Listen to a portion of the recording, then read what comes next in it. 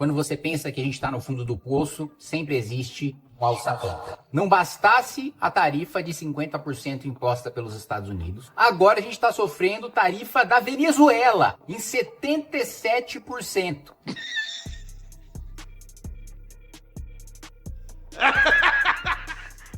Gente, isso é ridículo, isso é patético. Não dá pra você ser amigo de todo mundo. Agora, aparentemente, dá pra você ser inimigo de todo mundo. E esse é um feito que o Lula tá conseguindo. Ele é unanimidade, ele é escorraçado do Trump ao Nicolás Maduro. 77% de tarifa. Gente, isso é tão ridículo, mas tão absurdo, porque a Venezuela depende infinitamente mais do Brasil do que o Brasil depende da Venezuela. É assim, chega a ser patético a gente aceitar isso. Um país aceitar isso, um presidente da república aceitar isso. E veja, havia acordo com a Venezuela para não ter essa tarifa. E o Nicolás Maduro fala, quero saber de acordo porra nenhuma, é 77% em cima do Brasil. Isso é uma humilhação, uma humilhação. E para piorar, Lula decide retirar o Brasil de uma aliança global em memória, né, do Holocausto e para enfrentar o antissemitismo. Bom, vamos lá. 77% de tarifa da Venezuela. A Venezuela voltou a cobrar tarifas de importação sobre produtos brasileiros. As novas alíquotas variam entre 15% e 77%. A medida viola os termos do Acordo de Complementação Econômica firmado entre Brasil e Venezuela em 2014. Foi adotada sem comunicação prévia, contrariando inclusive as tratativas do Mercosul, bloco econômico que os países fazem parte. A decisão afeta principalmente as exportações de Roraima, principal porta de entrada do comércio terrestre com o país vizinho. Entre os principais produtos afetados estão farinha, margarina, cacau e cana-de-açúcar. Primeiro ponto, é humilhante que a gente receba uma tarifa da Venezuela. Segundo ponto, Nicolás Maduro, evidentemente, não está pensando no próprio povo, porque ele está tributando o próprio povo. Um povo que já passa fome, que já é pobre, que já é miserável, ainda vai pagar de imposto de importação 77%.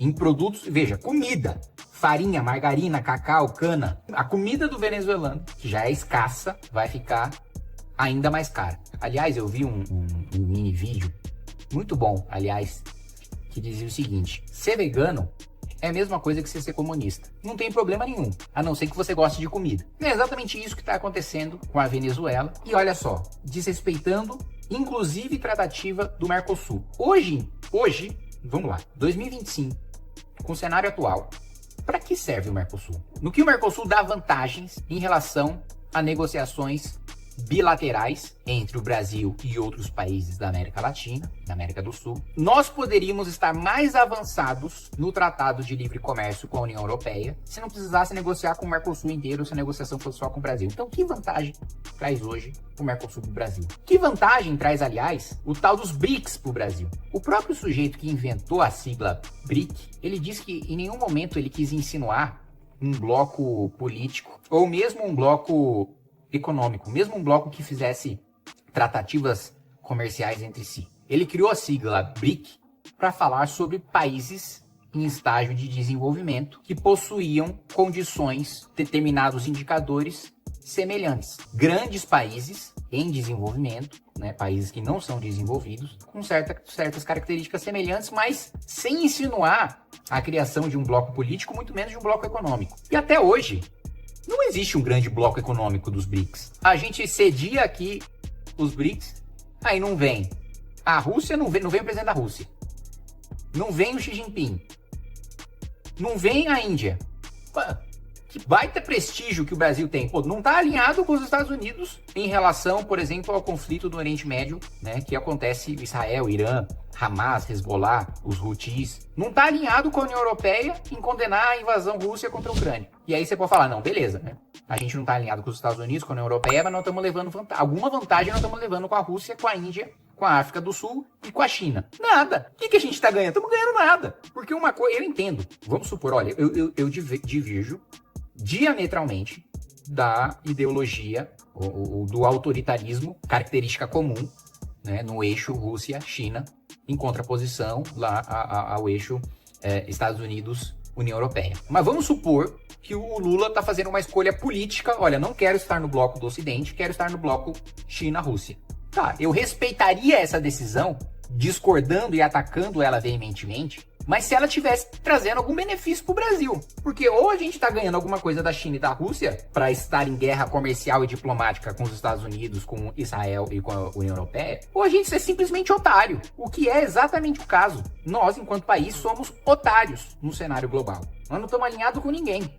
A gente tem um discurso mais duro com um, mas mais leve com os outros. Estamos apanhando de quem a gente tem discurso duro e não estamos ganhando nada de quem a gente tem discurso leve. E aí vem mais uma decisão absurda do governo Lula. O governo Lula retira Brasil de aliança em memória do Holocausto. Gente, essa aliança, ela não tem nada a ver com a defesa do Estado de Israel. Essa é uma aliança para combater antissemitismo nos países que são membros ou que são observadores. Existem judeus que criticam ações do Estado de Israel. Esses judeus merecem a proteção, merecem não sofrer discriminação, não sofrer com antissemitismo, assim como os judeus que são mais simpáticos ao regime de Benjamin Netanyahu. Isso não tem nada a ver com o conflito entre Israel e o Irã e os movimentos terroristas. Isso é uma questão humanitária. Então a decisão de Lula é antissemitismo puro e simples. Uma coisa é você dizer que Israel comete excessos na faixa de Gaza e que seus governantes têm que ser responsabilizados por isso. Isso é uma posição absolutamente legítima. Outra coisa é você desproteger os judeus que moram no seu país por antissemitismo.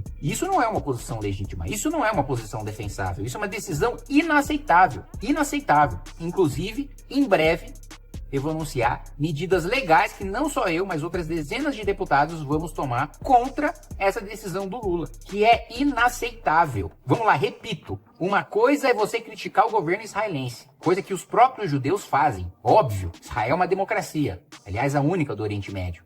Portanto, seus cidadãos criticam o regime e têm liberdade para tanto, coisa que aqui no Brasil nós não temos. Agora, você permitir perseguição a judeus no seu país como maneira de retaliar o Estado de Israel, você não está retaliando o Estado de Israel. Você está permitindo a perseguição de brasileiros que são judeus. Isso não é uma decisão de crítica ao Estado de Israel. Isso é uma decisão antissemita de perseguição a judeus. E por isso é tão absurda e nós vamos agir energicamente contra isso.